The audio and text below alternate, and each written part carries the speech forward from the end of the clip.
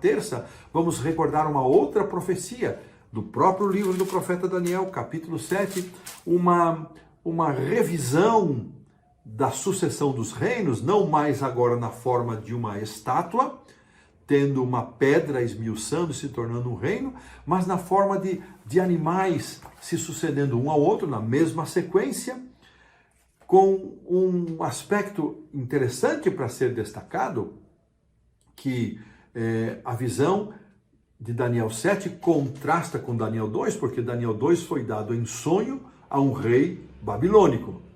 Daniel 7 foi dado uma visão a um profeta hebreu, a um membro do povo da aliança. E Daniel ali viu praticamente a mesma sucessão que Nabucodonosor, que havia sido mostrada em sonho a Nabucodonosor, recordado e interpretado por Daniel. E aqui então, em vez de uma estátua, ele contempla nações surgindo do mar, com o vento agitando a água. E aqui o autor, ele se preocupa em nos ajudar a entender que estas nações, elas estavam em conflitos, causando mudanças no poder de um reino para o outro. Lembrando também que essa ilustração de ventos, inundações e ondas, elas são expressões bíblicas para descrever o tumulto, o agito das nações. Em contraste está a terra prometida. Pelo menos durante algum tempo, ali o espaço de Israel, enquanto os reis se preservaram fiéis a Deus, especialmente no reinado de Davi, no reinado de Salomão, em grande parte, depois outros reis mais adiante, Josafá, em grande parte Deus deu paz ao povo, ninguém mexia enquanto os reis foram fiéis, a nação foi fiel. A terra da promessa, o lugar para onde Deus havia designado a ser a habitação do seu povo, permanecia em paz, em contraste com a agitação e o tumulto das nações. E aqui, Daniel, então, somos lembrados que Daniel, ele viu, vamos ler aqui o verso 7, para dar destaque ao que o autor quer dizer, capítulo 7, verso 1, no primeiro ano de Belsazzar, rei da Babilônia, teve Daniel um sonho e visões ante seus olhos.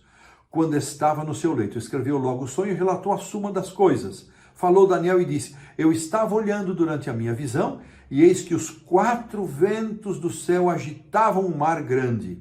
E 4 animais grandes, diferentes uns dos outros, subiam do mar. E ele então vai fazendo a descrição. Eles subiam do mar e iam para a terra, onde estava o profeta.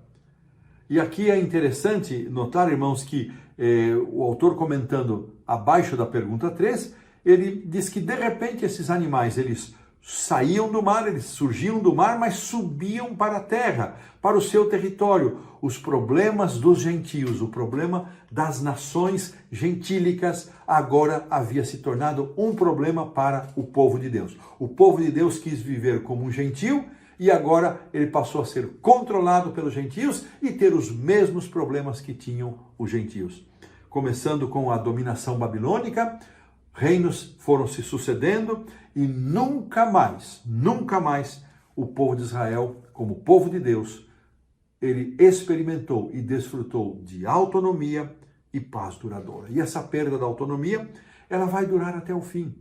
E uma diferença quando Cristo for restaurado como o verdadeiro rei de Israel. E uma diferença entre as duas profecias.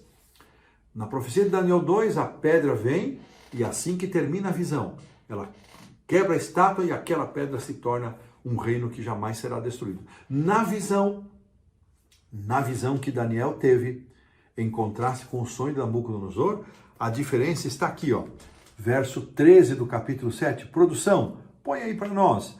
Eu estava olhando nas minhas visões da noite, e eis que vinha um com as nuvens do céu, um como o filho do homem, e dirigiu-se ao ancião de dias e os fizeram chegar até ele. Foi-lhe dado, verso 14, domínio, glória e o reino, para que os povos das nações, os homens de todas as línguas, o servissem. O seu domínio, assim como a pedra, é um domínio eterno que não passará e o seu reino jamais será destruído. Se em Daniel 2 nós temos o encerramento do sonho com o reino, aqui em Daniel 7, o encerramento da visão de Daniel é o surgimento do Filho do Homem, é a restauração, a reentronização do Senhor Jesus Cristo. Ele recebe esse reino e ele vai dominar, é reino eterno que jamais será destruído. Sabe, irmãos, a nossa esperança está exatamente aqui na pessoa do Senhor Jesus Cristo. Ele é o nosso Rei.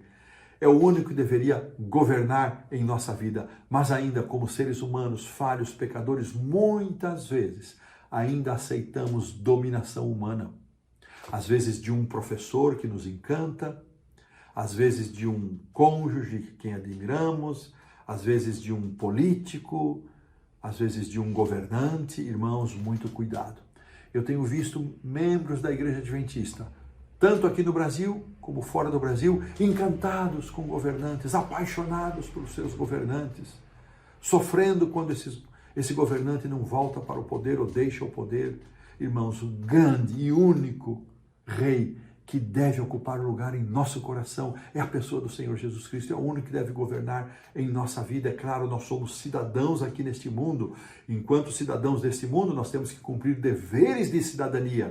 Mas Rei, somente um, o Senhor Jesus. E desta maneira, nós colocamos um ponto final na lição da terça-feira.